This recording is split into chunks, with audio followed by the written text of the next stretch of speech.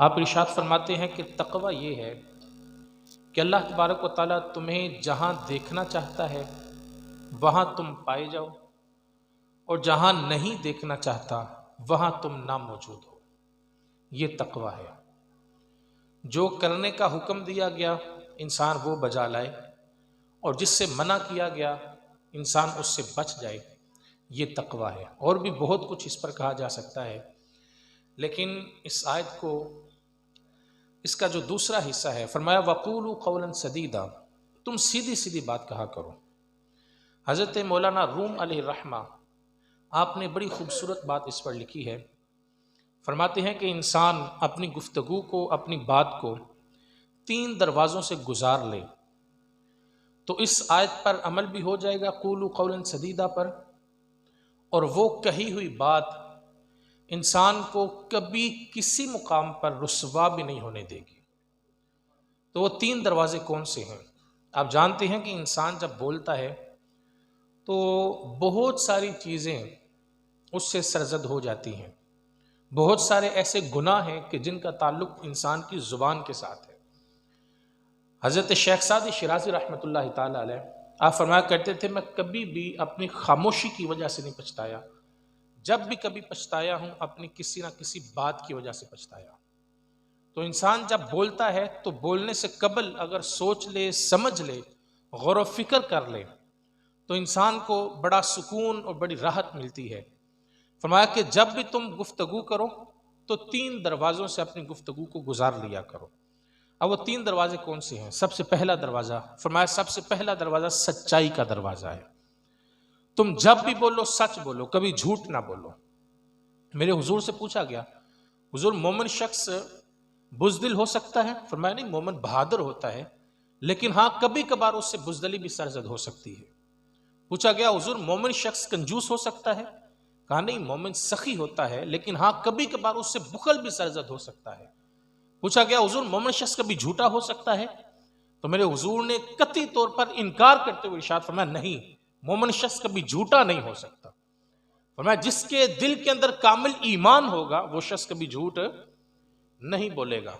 और कुरान पर, ये कुरान कहता है, एक जगह पर नहीं कई मुकामात पर इरशाद फरमाया, वैलुन यौमा इज़िल लिल मुकज़्ज़िबीन, उस दिन झूठों के लिए वैल होगी। अब वैल क्या है? उलमाए मुफस्सिरीन ने लिखा है, फरमाते हैं कि ये जहन्नुम के अंदर एक ऐसी घाटी है कि जो इतनी भयानक है कि जिससे जहन्नुम की आग खुद रोजाना 40 मरतबा पनाह तलब करती है, और उसके 6 अतराफ में ऊपर नीचे आगे पीछे दाएं और बाएं आग ही आग है। यो शख्स के लिए तैयार की गई है कि जो झूठ बोलता है, जिसका शार जिंदगी झूठ होता है। मेरे हुजूर ने इरशाद फरमाया कि तुम झूठ ना बोलो, सच बोलने का हमें हुक्म दिया गया। कभी कभार इंसान की ये जहन में ये बात आ जाती है कि यहाँ पर अगर मैंने सच बोला तो मुझे नुकसान होगा। वो रब की तरफ से नहीं होता, वो रहमान की तरफ से ख्याल नहीं होता, वो शैतान की तरफ से होता है।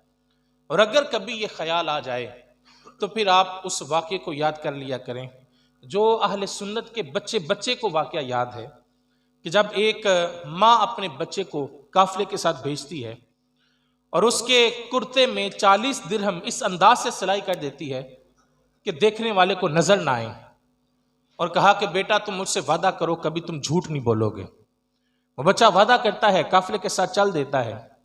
एक मुकाम आया, वहां पर राहजन खड़े थे, डाकुओं ने रास्ता रोक लिया। अब तलाशी लेने लगे, लूट मार का बाजार गर्म हुआ। तो तलाशी लेते लेते जब उस बच्चे के पास आए, ख्याल था ये बच्चा इसके पास क्या होगा, लेकिन फिर भी पूछ लिया, बेटा तुम्हारे पास कुछ है? कहाँ है? कहा क्या है? कहा 40 दिरहम है। कहा कहाँ है? कहा मेरी माँ ने यहाँ कुर्ते में सिलाई कर रखे हैं। बड़े हैरान हुए, उसको पकड़ा और अपने सरदार के पास ले गए। कहा कि ये बच्चा है और ये ऐसे कह रहा है। सरदार ने पूछा, बेटा तुम जानते नहीं कि राहजनों से, डाकुओं से झूठ बोला जाता है? कहा मैं जानता हूं। कहा फिर तुमने झूठ क्यों नहीं बोला? कहा इसलिए कि मैं अपनी मां से वादा करके आया हूं कभी झूठ नहीं बोलूंगा। अब बज़ाहिर तो ऐसा होना चाहिए था ना कि वो 40 दिरहम तो गए, लेकिन आप पढ़ें, आपको किताबों में मिलेगा, उस सच की ऐसी बरकत नसीब हुई। अल्लाह तबारक व तआला ने इस एक सच की बरकत से उन डाकुओं के दिलों के रुख को ही फेर दिया। और वो तौबा व इस्तिग़फ़ार करने लगे। वो जितना माल लुटा हुआ था वो सारे का सारा वापस कर दिया। और उस बच्चे का नाम आप भी जानते हैं, मैं भी जानता हूँ। आज भी लोग हज़रत इमाम गौसे आज़म के नाम से पुकारते हैं।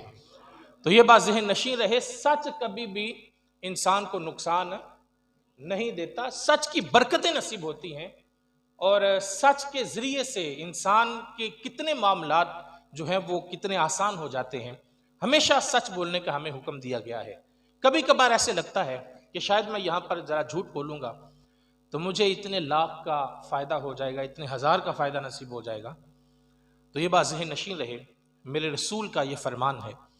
फरमाया कि बच्चा अभी माँ के पेट के अंदर 120 दिन का होता है, अल्लाह की तरफ से एक फरिश्ता आता है और उसके हिस्से का रिज़्क लिख के चला जाता है।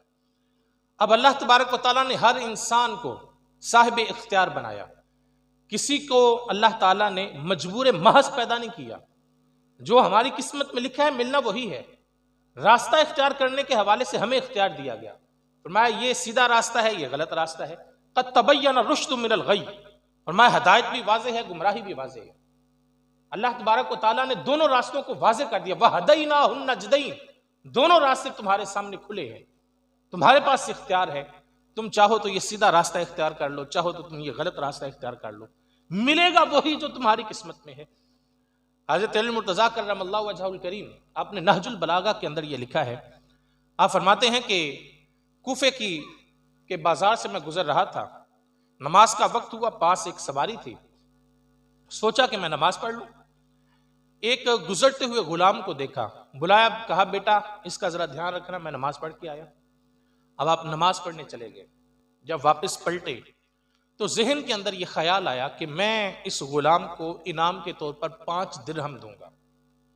अब ये नीयत कर ली। जब बाहर आए देखा तो वहां पर घोड़ा तो मौजूद था, लेकिन जो उसके ऊपर जीन थी, जो सीट थी, वो मौजूद नहीं थी। इधर उधर देखा, गुलाम को मादूम पाया, समझ गए कि वो सीट लेकर भाग गया। आपने वो घोड़ा अपने हाथ में पकड़ा और पैदल चलने लगे। सामने एक शख्स के हाथ में अपनी जीन को देखा, पहचान लिया। कहा मियाँ ये तुमने कहाँ से ली? कहा अभी अभी गुलाम आया, बेच कर चला गया। कहा कितने की? कहा 5 दिरहम की। कहा अगर मैं खरीदना चाहूं? कहा आप हमारे इमाम हैं, आपसे मैं नफा नहीं लूंगा, आप 5 दिरहम मुझे दें और ये जीन आप ले लें। हजरत अली ने जो नीयत की थी कि 5 दिरहम उस गुलाम को दूंगा, वो 5 दिरहम निकाले और उस शख्स को दिए और अपनी जीन वापस ले ली। समझने की बात यह है, हजरत अली की किस्मत में था 5 दिरहम जाने हैं, उस गुलाम की किस्मत में था 5 दिरहम आने हैं। उसने इंतजार नहीं किया, गलत रास्ता इख्तियार किया, जल्दबाजी से काम लिया और हराम तरीके से वो 5 दिरहम हासिल कर लिए। अगर वो रब पर तवक्कुल करता, रब पर यकीन रखता और थोड़ा सा इंतजार कर लेता, उसे 5 दिरहम भी मिल जाते, हजरत अली की दुआएं भी नसीब हो जाती। जो उन 5 दिरहम के अंदर बरकत होनी थी, यकीनन वो दूसरे किसी भी 5 दिरहम में बरकत नहीं होनी थी। तो ये बात ज़हन नशीन फरमा लें, हमारी किस्मत में जो लिखा है मिल के रहना है। कभी ऐसा नहीं होता कि कोई किसी के हिस्से का खा जाता है, नहीं, सारे अपने हिस्से का लेते हैं, अपने हिस्से का खाते हैं। लेकिन हमें इख्तियार दिया है, तुम चाहो तो तुम सही रास्ता इख्तियार कर लो, चाहो तो तुम गलत रास्ता इख्तियार कर लो। जो हमारी किस्मत में है हमें मिल के रहेगा, लेकिन हमने ये ख्याल करना है कि हमने कैसे हासिल करना है। कभी कभार ऐसे लगता है कि जैसे मैं अगर झूठ बोलूंगा, मेरी ये चालाकी होगी, इतने लाख का फायदा होगा, इतने हज़ार का फायदा होगा, तो मुझे बड़ी अच्छी कामयाबी नसीब हो जाएगी। ये बात ज़हन नशीन रहे कि जो शख्स झूठ बोलने वाला होता है, उस शख्स की मार्केट के अंदर, दोस्त अहबाब के अंदर, रिश्तेदारों के अंदर कोई इज्जत नहीं होती।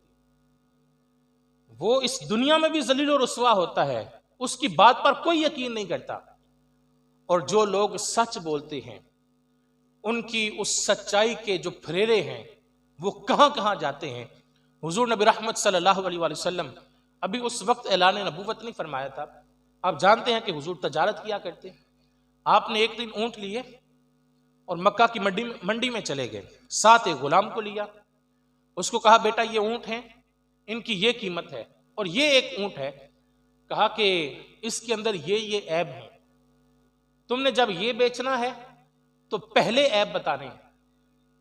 और फिर अगर वो राजी हो जाए खरीदने के लिए तो तुमने इसकी आधी कीमत वसूल करनी है। इतना हुजूर ने इरशाद फरमाया, खुद किसी काम से चले गए। जब कुछ देर के बाद वापस तशरीफ लाए, देखा तो वहां पर कोई ऊंट मौजूद नहीं था, गुलाम मौजूद था। पूछा तो कहा कि हुजूर वो एक काफिला आया था और वो सारे खरीद कर चला गया। कहा वो जो मैंने तुम्हें कहा था कि ऐप पहले बताने हैं और आधी कीमत वसूल करनी है, तुमने ऐसा किया? उसने सर पर हाथ मारा, वल्लाह मुझे तो याद ही नहीं रहा। अब हुजूर अलैहिस्सलाम ने जब सुना तो परेशान हो गए। हुजूर ने पूछा वो किस तरफ से काफिला आया था? कहा हुजूर वो यमन के लोग लगते थे। आप रवायात पढ़ें, आपको मिलेगा हुजूर अलैहिस्सलाम ने सवारी ली और उस काफिले को तलाश करने के लिए निकले। एक दिन और एक रात मुसलसल उस काफिले को तलाश करते रहे। जब मुसलसल मेहनत शाका के बाद वो काफिला मिल गया, ऊंट पहचान लिया, तो उनको रोक कर कहा कि मैं माजरत खा हूं, मेरे गुलाम को याद नहीं रहा था, ये मेरा ऊंट है, इसके अंदर ये ऐब है, तुम चाहो तो कीमत वापस ले लो, ऊंट वापस कर दो, और अगर चाहो तो ऊंट रख लो, लेकिन आधी कीमत मुझसे वापस ले लो। अब ये उनके लिए जिंदगी में पहला ऐसा वाकया था। हमारे यहां भी ऐसा होता है, एक बार दाल लग जाए तो हम तो फिर छुपते फिरते हैं, और ऐब तो हम ऐसे छुपाते हैं जैसे उस पर कभी जाहिर ही नहीं होगा। हालांकि अगर ऐब पहले बताया हो तो हमारा ताल्लुक खराब ना हो।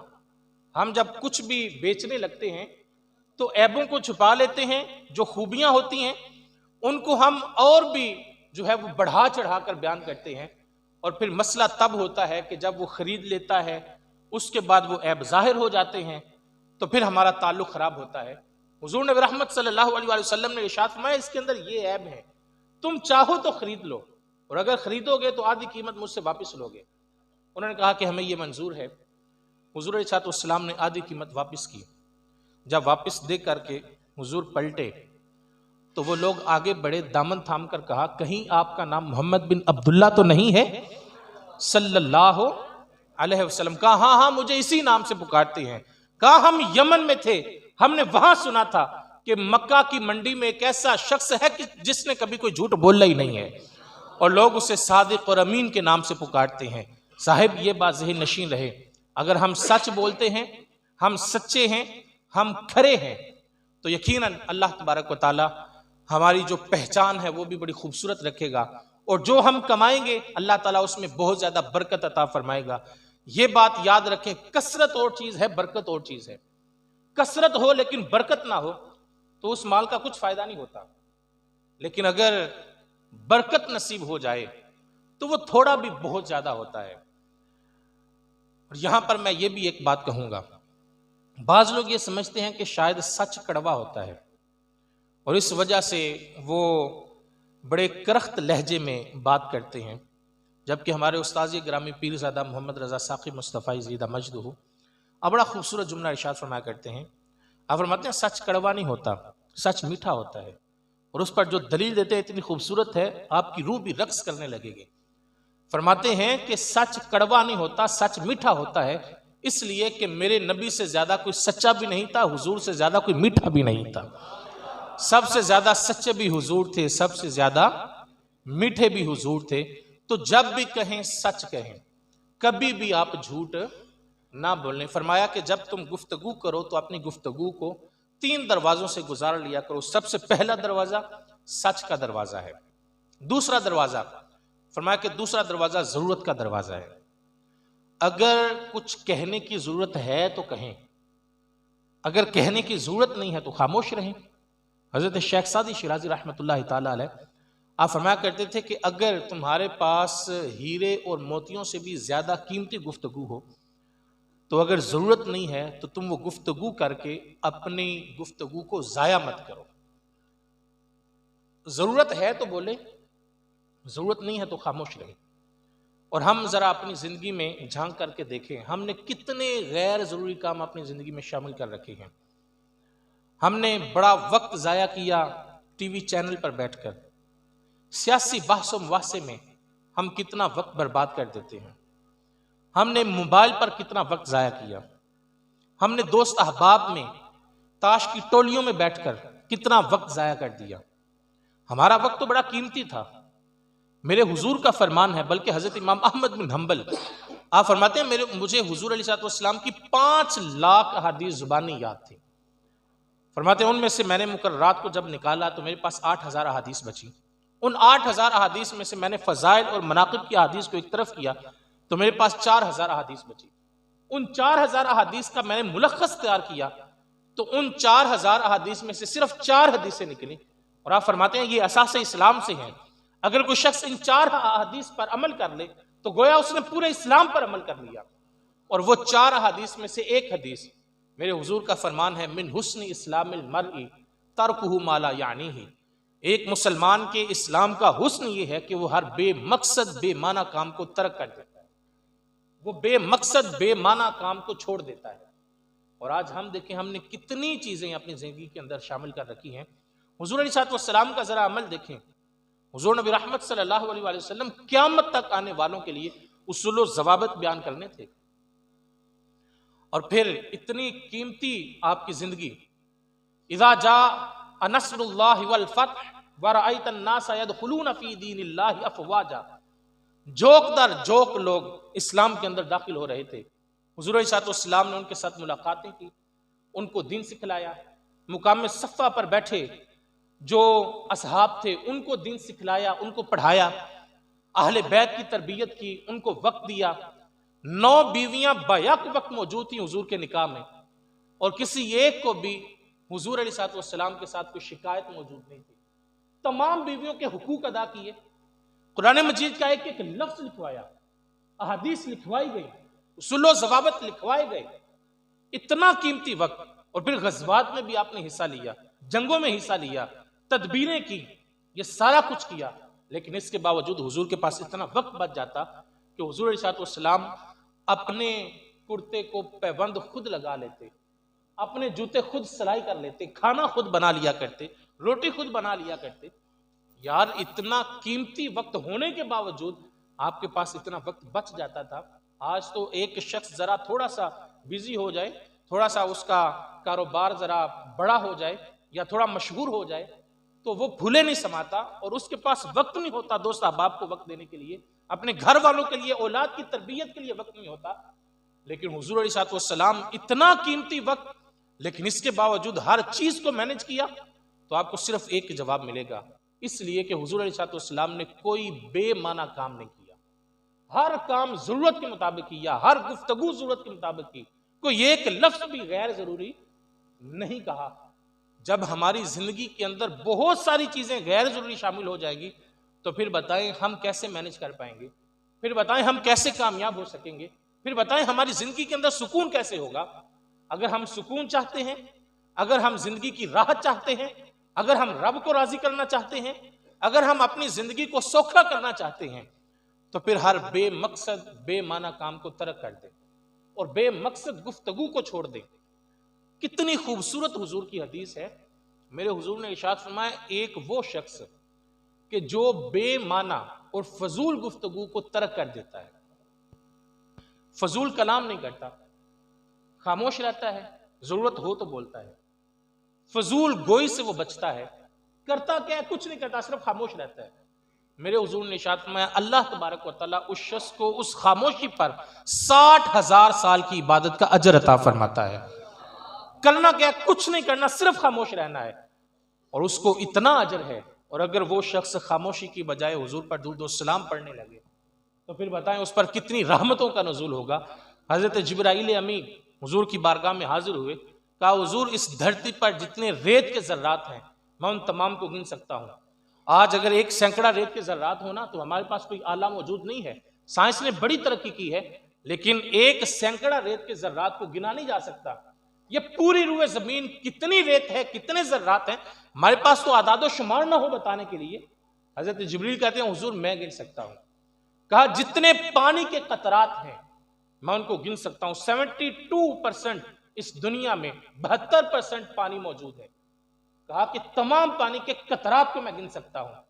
लेकिन फिर अर्ज करते हैं हुजूर आपका उम्मती जब आप पर दुरूद व सलाम पढ़ता है उस पर रब की कितनी रहमतें बरसती हैं मैं ये शुमार नहीं कर सकता। तो साहिब अगर कोई खामोश रहे, फजूल गोई से बचे तो उस पर अल्लाह तबारक व तआला 60,000 साल की इबादत का अजर अता फरमाता है, तो अगर कोई दुरूद व सलाम पढ़ना शुरू कर दे तो कितनी रहमतें वो समेटेगा, हम इसका अंदाजा भी नहीं कर सकते। तो हमें हुक्म है कि तुम फजूल गोई से बचो, हमें हुक्म है कि जरूरत के मुताबिक गुफ्तगू किया करो। तो फरमाया 3 दरवाजे, सबसे पहला दरवाजा सच्चाई का, कौन सा है? सच्चाई का। दूसरा दरवाजा जरूरत का दरवाजा है। फरमाया तीसरा दरवाजा नरमी का दरवाजा है। आप हक पर हैं, आप सच बोल रहे हैं, जरूरत के मुताबिक गुफ्तगू कर रहे हैं, लेकिन आपका लहजा नरम नहीं होगा तो आपकी गुफ्तगू किसी के दिल पर असर नहीं करेगी। और अगर आपका लहजा नरम है, दलील आपके पास पुख्ता है, लेकिन अंदाज आपका शुस्ता है, तो फिर यकीनन आपकी बातें दिल पर असर करेंगी। और हुजूर नबी रहमत सल्लल्लाहु अलैहि वसल्लम, आपने हमें हुक्म दिया कि तुम हमेशा हुस्न अखलाक से पेश आना। हुजूर का अमल देखिए ना, लोग पत्थर बरसाते, हुजूर अलैहिस्सलाम को नाउज़ बिल्लाह गालियां दी जाती, हुजूर अलैहिस्सलाम के रास्ते में गड्ढे खोदे गए, हुजूर नबी रहमत सल्लल्लाहु अलैहि वसल्लम को लहूलहान किया गया, लेकिन हुजूर ने किसी के लिए दुआए ज़रर नहीं की। हुजूर अलैहिस्सलाम मुस्कुरा कर बात करते और लहजा आपका नरम होता, बड़े खूबसूरत अंदाज के साथ। और बड़ी मशहूर रवायत है कि राबी आया, मस्जिद नबवी के सहन के अंदर पेशाब करना शुरू कर दिया। ये तमाम मसाजिद बड़ी मुक़द्दस होती हैं, लेकिन मस्जिद नबवी, हज़रत उमर फ़ारूक रज़ी अल्लाह ताला अन्हु, आपका दौर खिलाफत था, तो आप वहाँ पर मौजूद थे। 2 लोगों को आपस में गुफ्तगू करते हुए सुना, थोड़ा दूर थे, उनकी आवाज़ आपके कानों तक पहुँच रही थी। आपने एक कंकर लिया छोटा सा, उनकी तरफ फेंका। जब वो मुतवज्जे हुए तो इशारे से पास बुलाया। जब पास आए तो कहा कि मुझे लगता है कि तुम अहले मदीना से नहीं हो। कहा जी हुजूर, हम मदीना से नहीं हैं, हम बाहर से आए हैं। तो हज़रत उमर फ़ारूक रज़ी अल्लाह ताला अन्हु, आपने इरशाद फरमाया, अगर तुम अहले मदीना से होते तो मैं तुम्हें कोड़े लगाता। तुम्हें पता नहीं है ये रसूलुल्लाह की मस्जिद है, इसका क्या तक़द्दुस है, तुम्हें अंदाज़ा नहीं। और बड़ी माज़रत के साथ कहूँगा, हमारा हाल क्या होता है, हम उम्रे पर गए, हज पर गए, तो वहाँ पर हमने नारे लगाए, हमने वहाँ पर बहस मुबासा किया, हमने वहाँ पर सेल्फियाँ बनाई, हमने कमर रोज़ातुर रसूल की तरफ करके अपनी तस्वीर बनाना चाहा, और फिर उसको अपलोड करके हम खुश होते हैं कि इतने लाइक और इतने कमेंट्स आ गए। साहिब, ये अदब का तकाजा नहीं है, ले सांस भी आहिस्ता कि दरबार नबी है। यहां पर तो सांसों का शोर भी गवारा नहीं है, और तुम वहां पर नारे लगा रहे हो। हुजूर नबी रहमत सल्लल्लाहु अलैहि वसल्लम के दर पर हाजिर होकर हमें चाहिए कि हम अपने सांसों का शोर भी ना होने दें। तो कहा कि तुम अहले मदीना से होते तो तुम्हें कोड़े लगाता। तमाम मसाजिद बहुत अहम है और तक़द्दुस बहुत ज्यादा है, लेकिन मदीनातुर रसूल सल्लल्लाहु अलैहि वसल्लम, उसका क्या मुकाम है। एक एराबी आता है और आकर बैठकर पेशाब करना शुरू कर दिया। सहाबा कराम दौड़े रोकने के लिए, हुजूर अलैहिस्सलाम ने इशारे से मना कर दिया। जब वो क़ज़ाए हाजत से फारिग हुआ तो हुजूर अलैहिस्सलाम ने इशारे के साथ बुलाया। बड़ी माज़रत के साथ कहूँगा, हमारे यहाँ ऐसा होता है, अमूमी तौर पर आपकी मस्जिद का यकीनन बड़ा अच्छा माहौल होगा, लेकिन अमूमी तौर पर जो हमने देखा है, दौराने नमाज अगर किसी का मोबाइल फ़ोन बजने लगे तो पूरी नमाज में हम सोचते हैं कि इसकी तबीयत साफ़ करेंगे, और जब सलाम फेरते हैं तो सबसे पहले तमाम लोग नज़रों के तीर बरसाते हैं, और फिर एक पक्का नमाजी बोलता है, अपनी नमाज ख़राब करनी होती है, किया करो, हमारी नमाज ख़राब ना किया करो। साहिब, उससे गलती हुई है, इसमें कोई दूसरी राय नहीं है। उसे मोबाइल फ़ोन बंद करना चाहिए था, उसकी आवाज़ बंद करनी चाहिए थी, उससे ये गलती सरजद हो गई। लेकिन क्या जो तुम कर रहे हो वो सही कर रहे हो? भरी मजलिस के अंदर उसे रुस्वा करने की क्या जरूरत है? तुम उसे एक साइड पर ले जाकर कह सकते थे। हालांकि उस शख्स को कहने की भी जरूरत नहीं, उसे खुद एहसास था कि ये मुझसे गलती सरजद हो गई है, लेकिन फिर भी भरी मजलिस के अंदर हमने उसको रुस्वा किया। आज अगर कोई शख्स गलती के साथ सर्दियों में पंखा ऑन कर दे तो हम बरहम हो जाते हैं और उसकी तरफ ऐसे नजरों के तीर बरसाते हैं। वो बेचारा दोबारा इस मस्जिद में आना वो गवारा नहीं करता। हमारे उस्ताद ग्रामी फरमाया करते हैं, फरमाते हैं, तुम हमेशा याद रखना कि तुम्हारी तकरीरों की वजह से कितने लोग दीन के करीब हुए हैं, ये ना देखो। बल्कि ये देखो कि कहीं कोई तुम्हारे रवैये की वजह से दीन से दूर तो नहीं हो गया। अगर वो तुम्हारे रवैये की वजह से दीन से दूर हो गया है तो बताओ तुम्हारे पल्ले क्या बचा है। तो ये बात ज़हन नशीन रहे कि हमारे अंदाज की वजह से, हमारे लहजे की वजह से, हमारे रवैये की वजह से कहीं कोई मस्जिद से दूर ना चला जाए। हुजूर नबी रहमत सल्लल्लाहु अलैहि वसल्लम ने इशारे से उसको पास बुलाया और इरशाद फरमाया, बेटा ये अल्लाह के घर हैं, इनका तक़द्दुस पामाल ना होने दिया करो। इन्नमा हिया लिज़िक्रिल्लाह वस्सलाह व क़िराअतिल कुरान। फरमाया कि ये अल्लाह के घर हैं, यहाँ पर तिलावत कुरान किया करो, अल्लाह का जिक्र किया करो, नमाज पढ़ा करो। और फिर हुजूर ने उसकी दिलजोई के लिए तोहफ़ा अता फरमाया।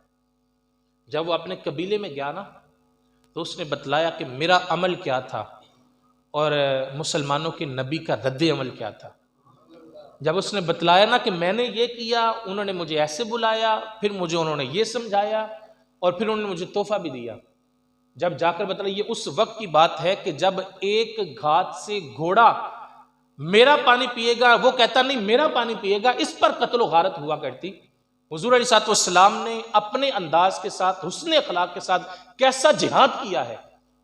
हुजूर ने बड़े आसान अंदाज से उसे समझाया और उसने जाकर जब अपने कबीले को बतलाया तो आप रवायात पढ़े, आपको मिलेगा उस कबीले के 300 लोग उठे, हुजूर की बारगाह में आए और कलमा पढ़कर मुसलमान हो गए।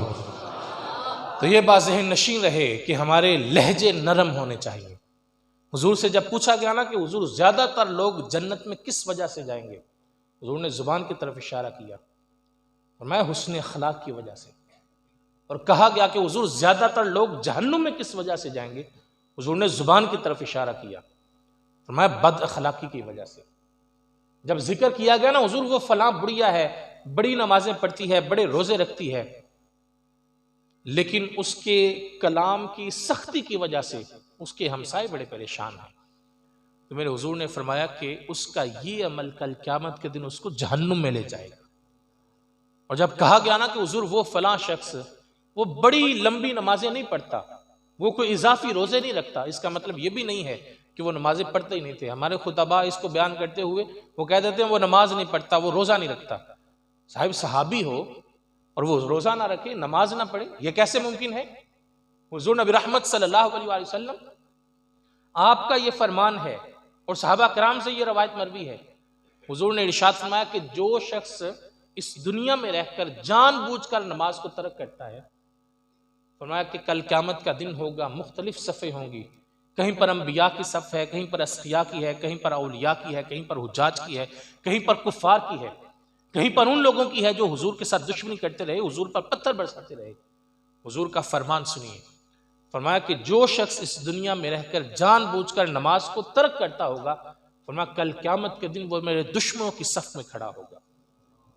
जिस सफ़ में अबू जहल और अबू लहब खड़े होंगे, उस सफ़ में उस शख्स को खड़ा किया जाएगा।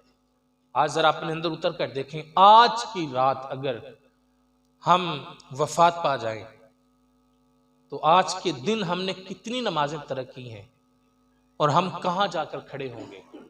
जरा इसको अपने ऊपर तारी करके देखें, जरा सोचें कि हम कहाँ खड़े हैं। तो वो सहाबी थे, इजाफी नमाजें नहीं पढ़ते थे, इजाफी रोजे नहीं रखते थे, लेकिन कहा कि हुजूर उनका अखलाक बड़ा अच्छा है। मेरे हुजूर ने इरशाद फरमाया उनका ये अमल कल क़यामत के दिन उनको जन्नत में ले जाएगा। तो आज हम देखें कि हम कहाँ खड़े हैं। अगर हम पहले सफ़ के नमाजी हैं, हम तहज्जुद भी कभी तर्क नहीं होने देते, हम रोज़ादार भी होते हैं, लेकिन हमारी ज़ुबान की वजह से हमारे हमसाए, हमारे घर वाले, हमारे बच्चे, हमारे बच्चों के बच्चे अगर परेशान होते हैं तो फिर ये बात ज़हन नशीन रहे कि हम सीधे रास्ते पर नहीं हैं। हमें हुस्न अखलाक से पेश आना होगा, नरम लहजा हमें इख्तियार करना होगा।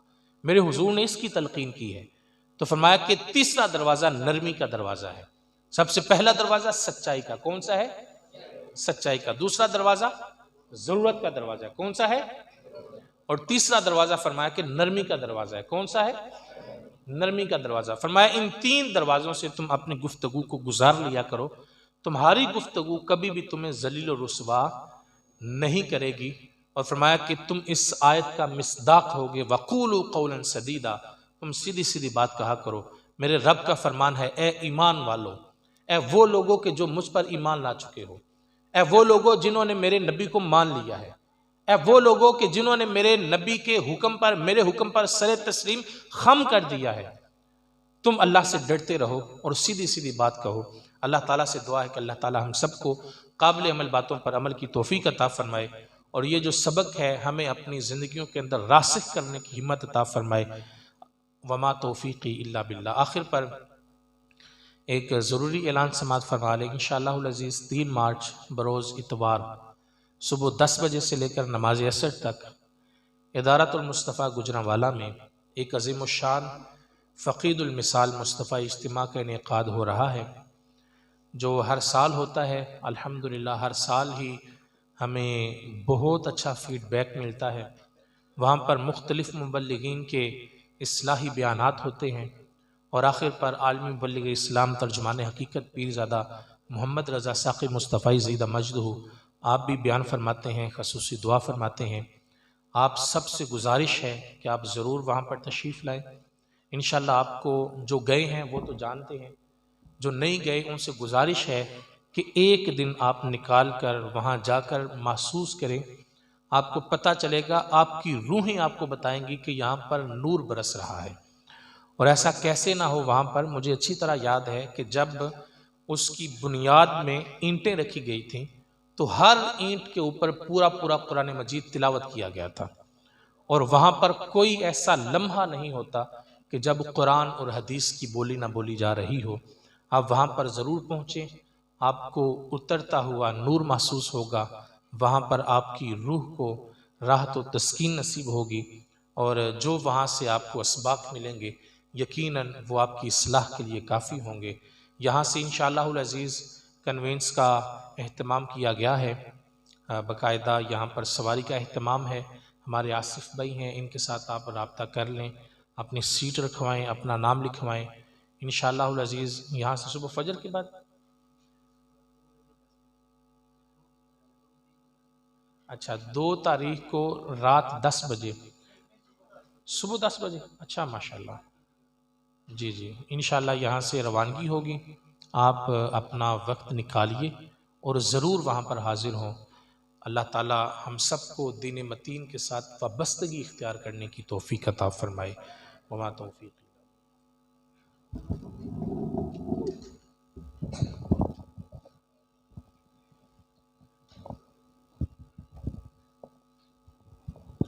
औज़ु बिल्लाहि मिनश शैतानिर रजीम। बिस्मिल्लाहिर रहमानिर रहीम। अल्हाकुमुत तकासुर हत्ता ज़ुरतुमुल मकाबिर कल्ला सौफ तअलमून सुम्मा कल्ला सौफ तअलमून कल्ला लौ तअलमून इल्मल यकीन लतरवुन्नल जहीम सुम्मा लतरवुन्नहा ऐनल यकीन सुम्मा लतुसअलुन्न यौमइज़िन अनिन नईम। बिस्मिल्लाहिर रहमानिर रहीम। कुल या